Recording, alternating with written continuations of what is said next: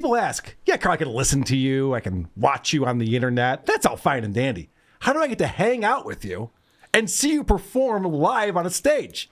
I'll tell you how you do that. You go to WTPLive.com and you purchase tickets for our September 5th show at the Villa Roma Resort, part of Chrissy Mayer's Content House. And who's going to be there, Adam? Well, I'm going to be there. Holy shit. Can you believe it? Anthony Kumi is going to be there. What? We'll also have, of course, Chrissy and Missy and Jenny. Producer Chris will be there.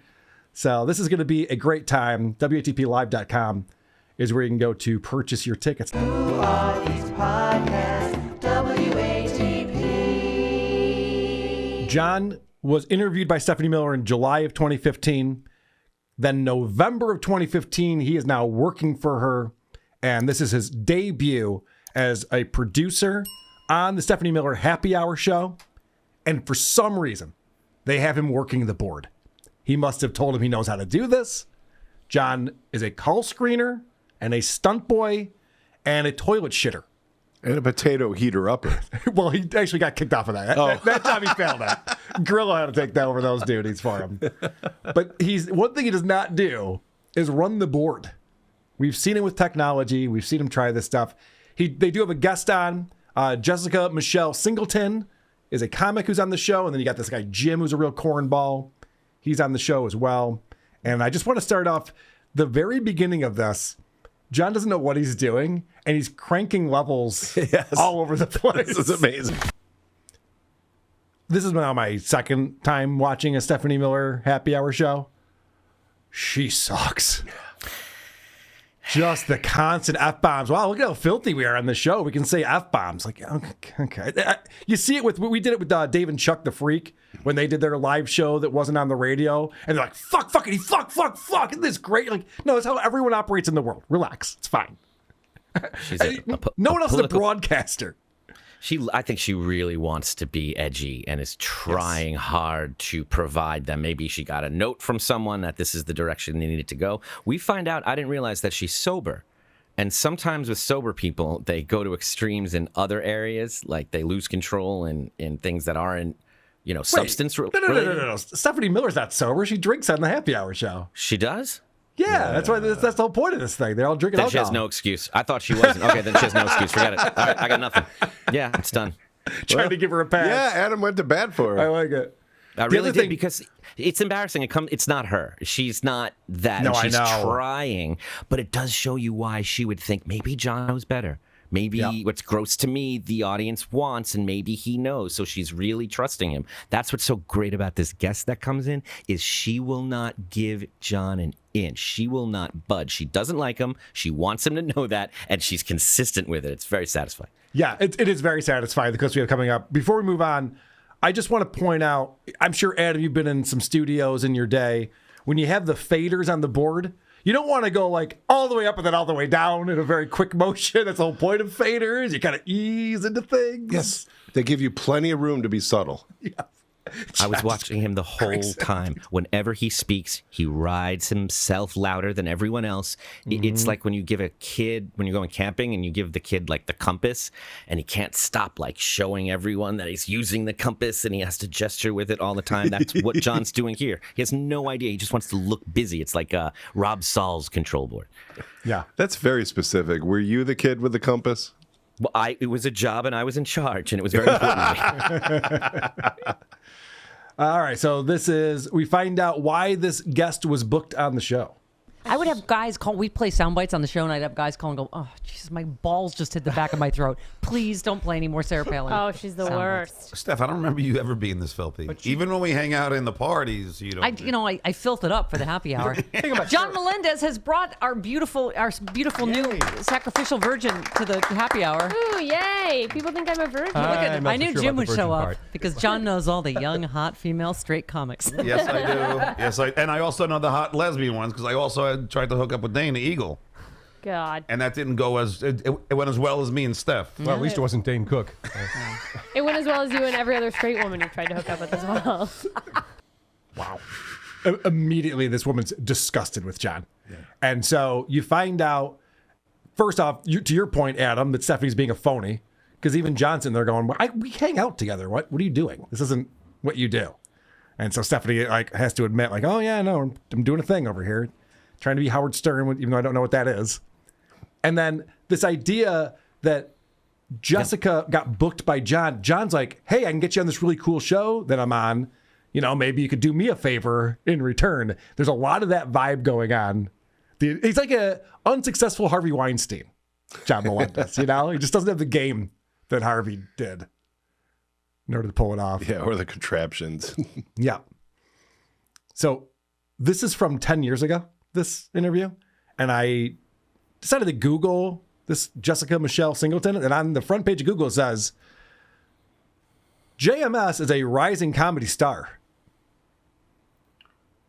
It's a really slow rise. Real slow rise. No offense there. I'm sure she's doing great. So John mentioned in that clip that he's trying to fuck all the lesbians. And he brought up Dana Eagle. You guys know who Dana Eagle is? No, who's that? I didn't either. So I looked it up. And this is one of the women that John was hitting on and trying to sleep with. Thanks so much. I'm from New Jersey, exit 9. I grew up there as a latchkey kid. Do you guys know what that is? It's like a legal term for neglect. When I was growing up, I didn't have a lot of friends, and when you don't have a lot of friends growing up, the seesaw is just a really low bench. She's not really putting off the, hey, come over here and hit on me vibes. Just the demeanor that I'm looking at here, but what do I know? I'm not friends with Dana Eagle. Maybe she's very different off stage. I thought this was confident era John. It is. In fact, he decides to tell a story. And so after the guest, Jessica is just like, oh yeah, this guy's hitting on me all the time. He hits on everyone. He's trying to bang everyone. John has to then tell a story about how, no, I'm successful at it. I totally get laid. And he tells the most ridiculous story. It's hard to get out because everybody is just constantly talking on the show. You would think radio professionals would know to like let someone get out their piece and then you can react to it. Yeah. None of these people do. I noticed this Jim guy sucks. He's the worst. He He's the waits till pits. someone's talking to talk. Or make funny voices or noises or faces. But I couldn't for the life of me figure out why John thought this was the appropriate story to tell at this time. Look, Is John really a bit of a dog on the comedy? That's He's what I figured. relentless. He's relentless. the last time I was in Vegas, and I don't know if I should admit this. This is not good. Nothing, trust me, would fucking shock me. Just All right. Well, the girl Can't, was stain your beautiful reputation. the girl was married. All right. So we're sitting down at the like slots, whatever. Not the Excuse me? slots, Not like hers. the one around the bar. not her. He wishes. Well, and I we started talking and we started hitting off because you know how charming I am, and I need more booze. Got it right here, babe. so, but she had a great top half. But when we got up to go back to my room, He's such a pig. Oh, aren't you so judgy guy in the flip flops yeah. and Harley Yeah. Davidson t-shirt? yeah, she was a little heavier than I anticipated. You know, we can't all be as fit as you, John. Yeah. But Yeah, I'm better than you. She's taking a shot every chance she gets, calling out what he's dressed like, calling out judging other people when he looks like a complete slob and it's out of shape. Mm-hmm. It's fun. I'm enjoying her so I like far. her. Yeah, she's good. didn't matter because we ended up having sex and everything. Of course. And then, I like that. She just goes, yeah, we know why you started telling the story, John. It's to brag about getting laid. Of course, you had sex. And everything. Yeah, and everything. All right. Let's see where he's going with this, because I don't understand what this has to do with anything. morning, and I swear to God, and you This can is the pull most this. feminist story I've ever heard, Jessica. This is so awesome. You can- Get out, I don't know how pig. it is for you in the younger generation. A but woman this needs is a just- man like a barracuda needs a trampoline. Yeah. But I, It's a fucking delight for us old lesbians. Steph, Oh, I man. swear Go on ahead. my life, at like 4 in the morning after we're done, after I performed, you know, What time did you take her back to the Incredibly. room? 3:58. so then You were there. at Wow. 4 in the morning. I swear, Steph, it was just You were her farting. she was farting for about an hour. Oh. That's fantastic. What was the point of that? I got laid. This is the first thing that happens Yep, on the that show. was They it. haven't talked about anything That was else. it. And John has to tell this story about some chick was farting in the bed after sex. Okay. there was no payoff for this at all. And so I thought this was a decent follow-up question. Did you guys do it in the butt? That's a Are good you even really question. sure? I don't remember. I love her already. Oh my God, I love her so much. But I mean, that would at least like make sense or something. You know what I mean? There'd be a point to it. And John goes, I don't know. I don't remember. Yep. You would. You would. You'd brag about it. Yeah, you would know. You would know if you had anal with this girl. I made her fart like that. Yeah, right. You should have seen all the cum that was squirting out. All right. So Stephanie now tries to transition away from this disaster that the show has started with. And she doesn't do a great job. I'm going to be honest. She makes her guests very uncomfortable, it seems. Yeah. So, well, that was a delightful story. Jessica, but you are a delight that John has brought us, and you are a fetal stem cell. You are literally half my age. Oh. It's all right. It's okay. Who isn't? Oh, you look great. Oh, go fuck yourself in the ass till you fart. I couldn't even process that. You look amazing. Yeah, that's a weird thing to bring a guest on and be like, well, you're half my age. And she's just like, oh, sorry? Yeah. Should I leave? My bad? Yeah. And She's then, trying to be outrageous. She's trying to be, yes. and going as far as she can with these words, and it's really silly. I just love how this comic looked John in the eye the whole time, even when John was doing his laugh that shuts everyone up when he does it, and she just wouldn't break eye contact. She just smiled right through it. Then he shoehorned this ridiculous story in, and then it ended with him feeling stupid and her getting the laugh, and then her getting the praise from the boss. Right. And ended with him going, I don't know, maybe it's anal, I don't know. So he's fuming in the corner right now, and his only retaliation are these levels that he's going to keep fucking with. It's my first day and it sucks. So then John takes over the show again. Oh, okay. And there's not a lot of time going by here. I mean, this is mostly what happened on this show. I've clipped almost everything. So John takes over the show in the way that only he knows how to, and that is a Howard Stern impression. This is the only thing that John knows how to do. Isn't she hot? Let me ask you a question. Have you ever had a lesbian experience? I've played with boobs. I've never gone down you? on a woman because Wow. vaginas scare me. Wow, I'm all about the boobs, so this could work out. Yeah, and then Stephanie wants to keep that kind of thing going because she wants this to be this raunchy, naughty show that she's doing. But John is so transparent. You ever have any lesbian experiences? You're not Howard Stern from 1987. Sorry, it's not working for you. You don't have the charm. When they do the Saturday Night Live sketch about Howard Stern, that's the line they have him say, because even if you don't know Stern, you associate that right, the with most him. generic thing. And possible. obviously, this is what they want. Somebody told her, you're going to get this guy that's going to do voices. We'll get you a comic. We'll get you a stunt boy in the corner, and we're going to go around, and this will be the Howard Stern show. And she's trying. She's trying real hard. Now, we talk about the different versions of John and how much we detest them. There's tough guy John. There's braggadocious John. There's pitiful, woe is me John. Those are all terrible Johns. But the worst John possible is horny John. It's so off-putting. Yeah, I've made out with chicks and stuff. I find there's a woman I find Who hasn't? attractive. Me too. I knew you've gone there. Yeah, well, I went to college. What do you? It's like Come on. I have to get That's what these college drinks. is for. I knew you were dirty. Dirty. I'm human. That's why I hit on you. John, really? Oh, I was God. hoping you would, give it to a older. But what? I'm not a charity worker. Ugh.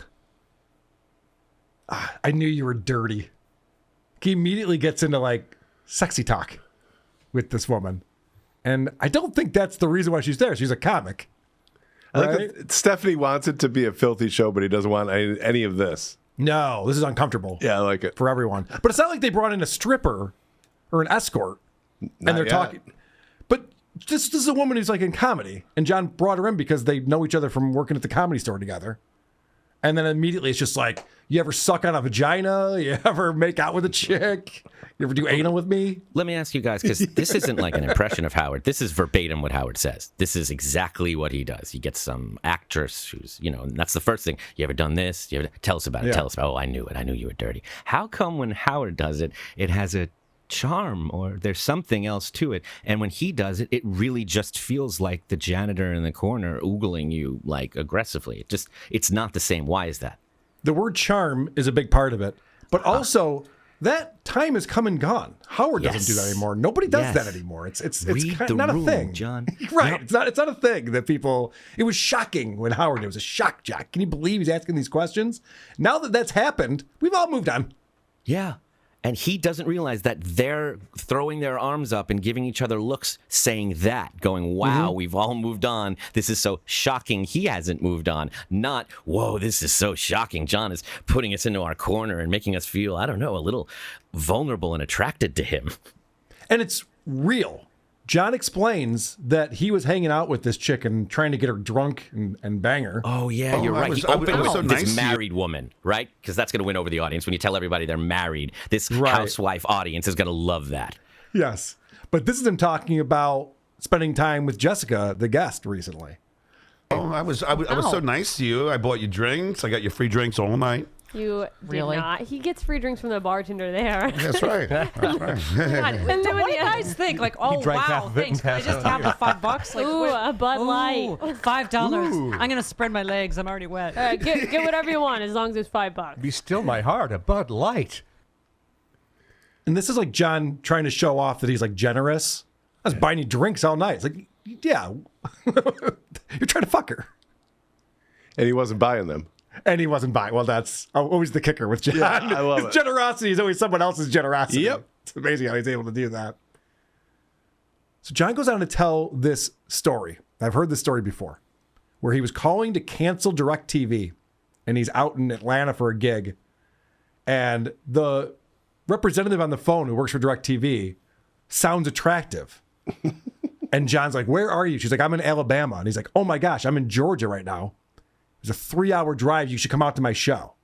So he tells the story. This DirecTV representative got in her car and drove to John's comedy show, and then they hooked up that night. She came to the show, and guess what? She, of course, I killed, as you know.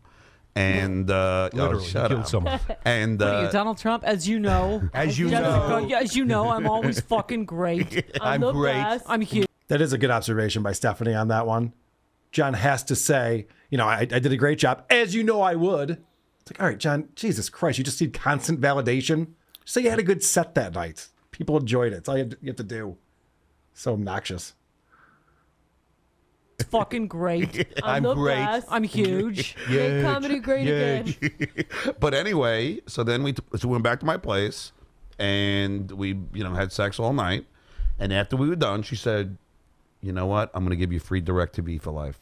Oh, that is, oh What? my God. I One of the swear magic my life. moments of life. I banged her again for the NFL package. Banged her again All for right. the MLB. Okay. No, I swear to God, it's true. So That really happened? I All swear. night? So I still have free DirecTV. How low was her bar? She's not buying it. I don't blame her on this one. Doesn't seem like a realistic story. Would a customer service rep have the ability to do that? I doubt it, right? Why would they have that? And by the way, if there's a certain guy who's really charming on the phone, go ahead and just give him this promo code. That'll give him a free DirecTV for the rest of his life. Yeah, but only if you fuck him. Right. Only if he really does a good job of the sack. You got to drive 3 hours and fuck a stranger. What a stupid story that is. I'd be so embarrassed if I was telling that story. Especially because he has jokes built into it. And then I fucked her again for the NFL package, but he has to circle back. But it's But real, no, but it really did happen, though. I know I'm hilarious, but no. That really did happen as well. No one laughs at their jokes better than John. Here's John wheezing at himself. Did you do like you eat her ass? I think it's how often was she at the bar? I didn't even get that joke, so I couldn't provide more context. I had no idea what he was talking about. Different uses of the word bar and how, that word is perceived. He was playing with that, and that's enough. Doesn't even have to make sense. That's enough for just hilarity. Can you believe this motherfucker? Like, you have a band. You ever invite a musician to sit in with the band? We got this song that needs a sax. We brought this sax player, and she's cute, and you spend the entire rehearsal in front of everyone, either hitting on her or berating her, either competing with her, trying to make her feel small, shitting on her, making her seem like she's not good at what she does. You brought her here. Yeah. Like, that's your guest, and you're talking shit about the host, and you're talking shit about her, and you're talking about how great you are. I've never heard a story involving a stand-up comic saying, yeah, I met this guy after my set, and oh, amazing set, by the way. Like, maybe Bert Kreischer, like, as a joke. You can't even do that. Who would do that? I know. And we're so used to John, and I'm glad that you kind of hit the reset button on this. And we're so used to John that we're just like, yeah, this is John. He brought in this person. The first person he booked is a chick he's been trying to fuck for a while.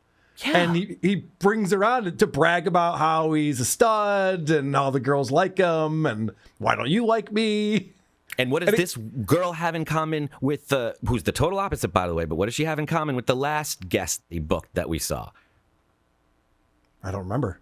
It was the Glowzilla girl that he was trying to fuck on air. He was trying to fuck her. I forgot about that supercut. Yeah. Just putting his hands all over her. Could not stop touching her. Like, they're all watching this. It's called Maybe that's why they put Happy it behind the board. Because it's just like, here, keep your hands on this thing, okay? Yeah. Play with the... play with all the He's too dials. busy raping the board. You won't stop touching it and leaving it alone. But it's a great point, Adam, because not only does he invite her to be a guest on this show that you would think they'd bring a comedian on to be funny and to make the show better and be interesting for an audience, have a different point of view on there. But he brings her on to make fun of her boyfriend. Yeah, something like that. What'd you meet in Vegas? Where'd you meet him? No, I'm not you. I'm That's not, longer than a She lot met of him at the marriages. candy store. he's a comedian. I met him doing comedy. Who is it? His name's Danny Jollis. He's very funny. Oh, I haven't heard him. So there, take that. I haven't heard of him. All right, You now, will. okay. So instead of becoming a serious What an asshole. What an asshole. John's like, I am a famous person. You're with a guy I've never heard of? What are you doing, dummy? We are, just a reminder, we are only minutes in to his first day. I know, it's Oh my incredible. God. So what kind of job description was he given? Hey, we need you to completely insert yourself into everything that's going on and make sure you try to get laid. I do think that, and I'm excited to watch this evolve over the next 20-something episodes we have to watch with John being on the show. Because I'm waiting to see Stephanie realize, like, this is not working. Oh, wait, she's realizing it now. She does, Yeah. and I do have a clip coming up. But And this is his best foot forward. I know. This is his first guest. This is what he thought the show needed to be with him on it. Fascinating. This next clip's a little bit longer, but you got to pay attention to how long it takes John to come up with the name Carlos Mencia. If you wanted to drop this, you need to do it when it's time. John lets an entire novel go by before he finally comes back to it. Another guy had stolen my act. He was doing exactly what I had done. Oh, no. And he You you had won. to follow him. And but he won, and I didn't. Oh, And no. this girl there that was really into me, and I would have gone after her, except my sister was there. Was his name Carlos Mencia? Creo que no. No. No. You know that reference. Oh, who? Yeah, of course I know Yeah. that. No, but he's Guinness? he's notorious for that. Oh, yeah. Oh, it's know. weird to me to think anyone doesn't know that, but I guess he still like sells out casinos, so people don't know. See, or this is care. why I thought you'd be perfect for happy hour, because you're a filthy little fucking like I am. Yes, Right? I am a filthy little fucking. Yes. Yeah. What the hell is going on right now? Stephanie came in because this guy's telling a story about being at a comedy show and someone else stole his stuff and won the contest. He never gets back to it because John goes, Carlos Mencia. It's just like, yeah, I'm talking about something different now. The stealing the jokes thing was a while ago. Yeah. And then John he was has to about to explain meet this woman. Right. And then John has to explain, like, oh, no, you guys don't get my joke. I'll explain to you why you didn't get my joke. And this woman's a comic in LA. She's like, no, of course I know Carlos Mencia steals jokes, idiot. We all fucking know that. And then Stephanie Miller doesn't know what to do with this debacle and just starts saying C words. Yeah. Just starts calling this woman a C word. Just like, isn't this cool how crazy this is? And poor Jim, he's like, well, I was in the middle of Yeah, something. he was in the middle of a story. Tell you They how I never met my get back wife, but never mind. Today's our anniversary, but whatever. It's just Well, then, so they talk about Margaret Cho getting her own sitcom and how, TV execs, the big wigs, they want to control this stuff. They have a vision for things. and people can be neutered when they end up on the big screen. And John really relates to this. Right. We Margaret Cho and I bonded on a couple happy hours ago because they did the same thing to her with her sitcom. They gotta Disney's gotta sanitize you and make you, Jeez. That's exactly Yeah. what happened to me. You at the don't Tonight Show. sanitize Margaret Cho. John and Margaret Cho, those are the two people you're just like, man, Hollywood did not know how to use these two talents. Those are the two. God damn it. Just let them do their thing. Get out of the way is all you got to do to be a good boss over here. And I was complaining about Jim talking over everyone, but that was useful there. Just plows right over I know, John. I know. Yeah. Fuck you. You ruined my anecdote. And John goes on to explain what they did to sanitize his amazing performances that he would have had on The Tonight Show.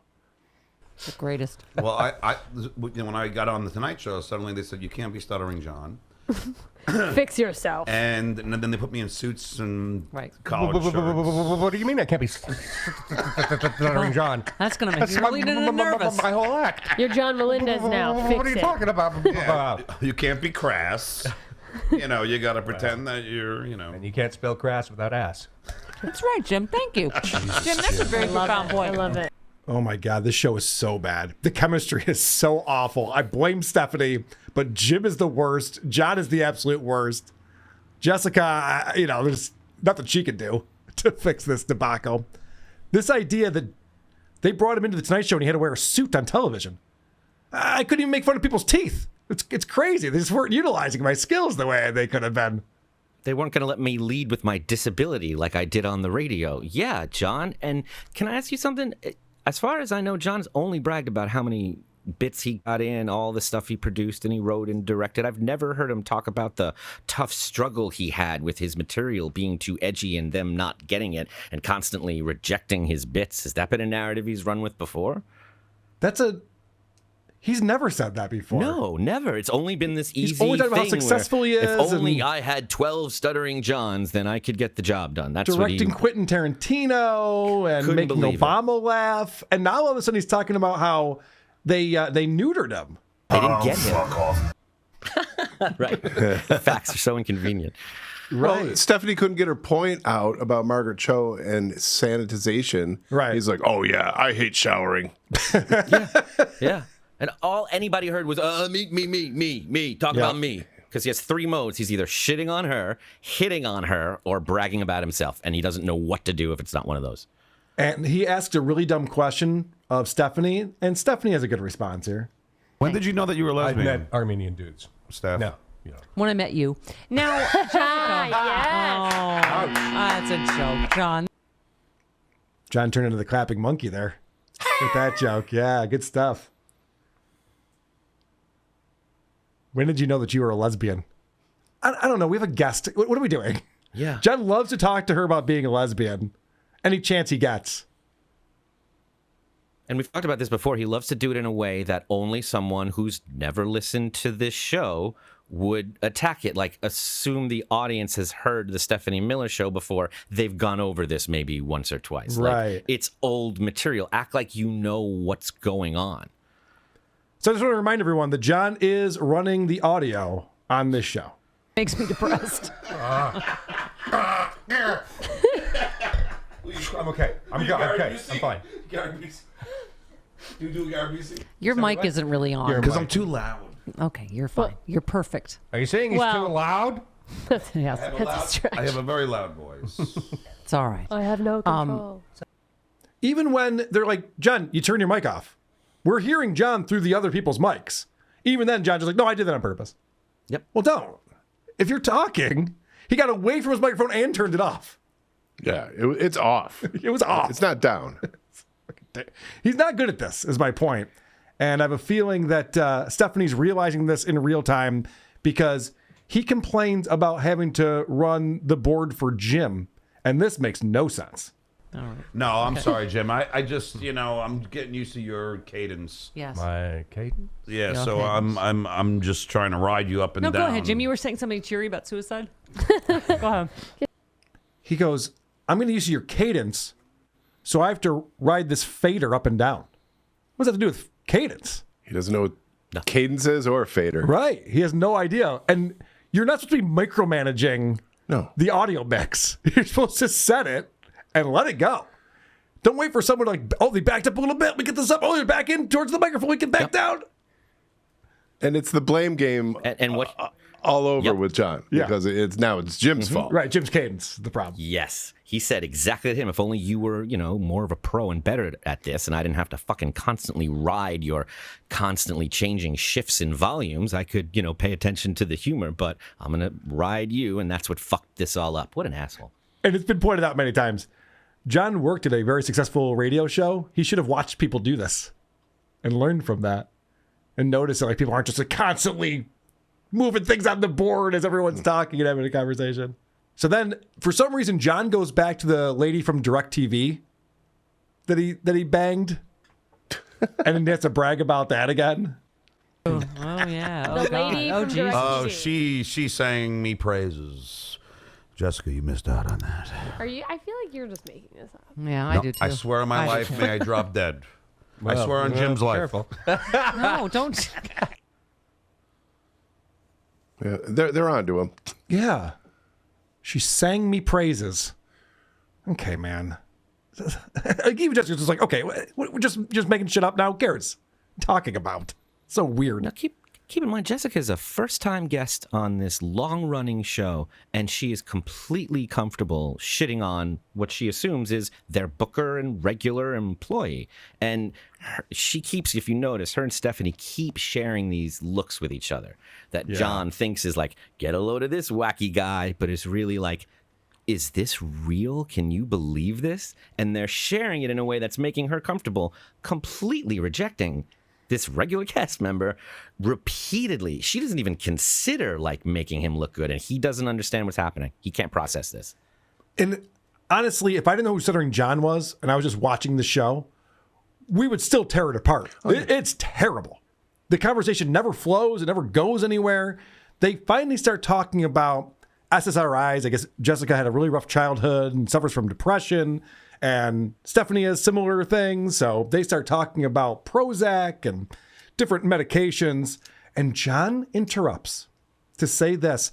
And this is really where you see Stephanie Miller might have some buyer's remorse hiring John Melendez. And we're like 28 minutes into his first shift. By the way, you just spit. I just wanted you to know. And Sorry, I did. No, I found it hot. But I will tell you that I'm not usually. I take Viagra every once in a while, when I'm doing coke. And What? You know I won't what? do pharmaceuticals. I really did not scream well enough for this job. I don't know. Just there was nothing. Yeah. Yep. That's my conclusion. Just as well. like Howard. Yes. Right. But you could tell that Stephanie really is just like, what are you doing? They were having an actual conversation for once, for the first time. And John has to talk about using Viagra. He's on coke. This is the third hour I've heard of this show, and for the first time, it got good. It got listenable comparatively. Like, it was interesting, the suicide thing. They were admitting times, each one of them in the room was talking about times they wanted to kill themselves, honestly and openly. And John just tore right through it like a bull for no reason other than he needed attention. So that's part one. I couldn't get through the whole thing. There was just too much. There was just too much to clip. Am I going to have fun with the second half of this episode?